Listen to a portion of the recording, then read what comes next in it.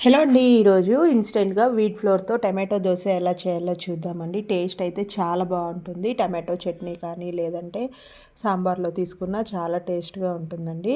So, process ఏంటో చూసేద్దాం వచ్చేయండి. ఫస్ట్ అయితే ఒక ఆనియన్, పచ్చిమిర్చి, టమాటోస్‌ని కట్ చేసుకొని పెట్టుకోవాలండి. నెక్స్ట్ ఒక మిక్సీ జార్ తీసుకొని 2 కప్స్ వీట్ ఫ్లోర్ వేసుకోవాలండి. అందులోనే 2 టేబుల్ స్పూన్ సూజీ, అలాగే 2 టేబుల్ స్పూన్ రైస్ ఫ్లోర్ వేసుకొని ఒక హాఫ్ కప్ వరకు పెరుగు వేసుకోవాలండి.